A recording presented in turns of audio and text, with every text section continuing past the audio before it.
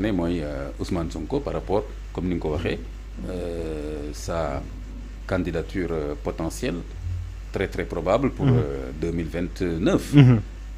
Donc la décision de justice est vraiment attendue de façon xam naa très très xam naa ne émotion bu rëy war na ci am du côté de Ousmane Sonko pour xool décision de justice bi ndax daf koy ubbil bunt bi wala est-ce que daf koy tëjal bunt bi parce que quand même su ko ubbilee bunt bi c'est une autre perspective pour lui sur le plan politique su ko tëjalee bunt bi aussi c'est quand même vraiment beneen posture bu muy laaj ci moom parce que koo xam ni un Ousmane Sonko boo xam ni xam na ni du mën a nekk présidentiel du mën a candidater présidentiel nu muy doxalee du mën a bokk ak Ousmane Sonko bi nga xam ni justice wax na ko ni mën nga candidater présidentiel ça c'est sûr.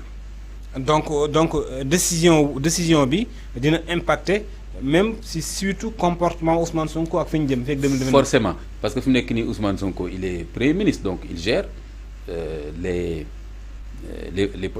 les politiques publiques. Et d'ailleurs fi mu nekk nii sax lu ci bëri mi ngi koy wàññi parce que boo xoolee tey nomination Camara.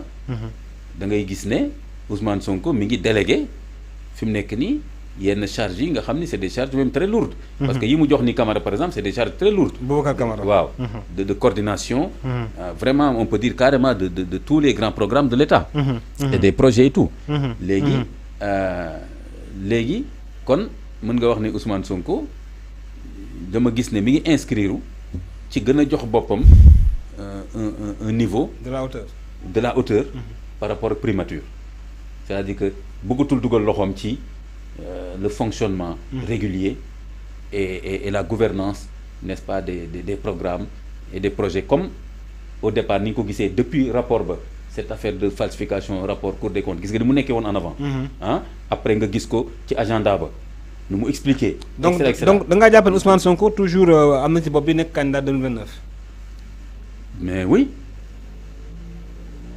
mais oui parce que li ko teree woon mu nekk candidat 2024 waaw mooy procédure judiciaire boobu kon su fekkoon moom nekkoon na candidat on peut considérer avec le recul que day nekk président parce que ki mu proposé lañ voté kon xëy na moom ci boppam bu nekkoon candidat sax mu am plus de voix peut-être mais en tout cas avec le recul on peut considérer donc ça veut dire que ambition présidentielle Ousmane Sonko moi je pense que elle est intacte et d'ailleurs je me rappelle je crois que benn jour fii am na ñenn ki seen directeurs yi yu ko commencé wax directeur APIX si laa xawma lan temps yële wax na fi nous sommes en train de travailler pour la candidature de Ousmane Sonko.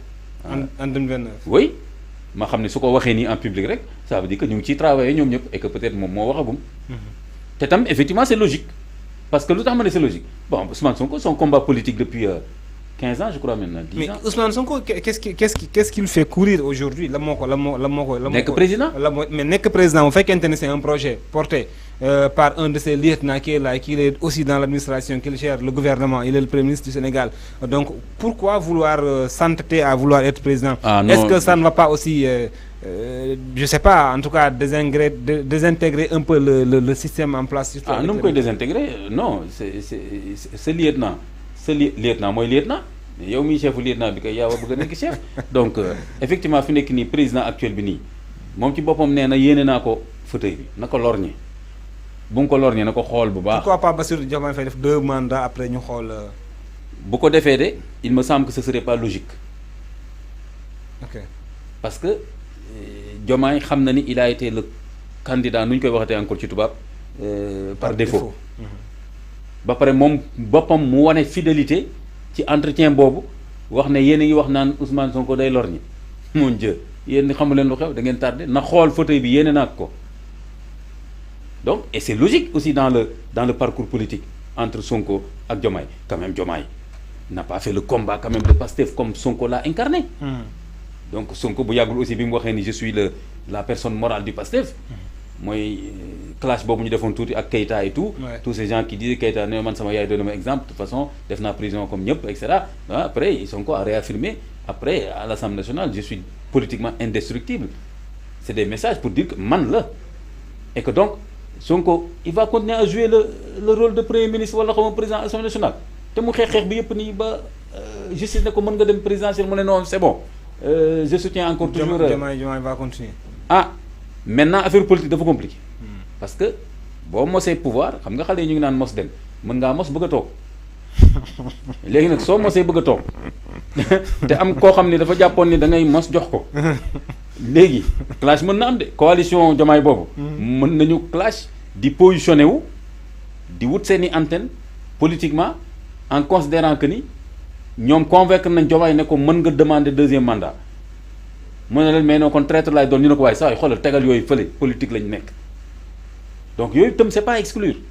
Mais ce que je disais, moi, c'est que c'est logique que Ousmane Sonko, sous que justice oublie que Moudem Woutidji, président Sénégal, et après maintenant, tech équipe pour voir les man mon mandat, ni et quand même là aussi, il faut reconnaître que même si on dit Diomaye Moy Sonko, Sonko Moy Diomaye, mais quelque part, ce n'est jamais parfait. C'est-à-dire que ni, logiquement,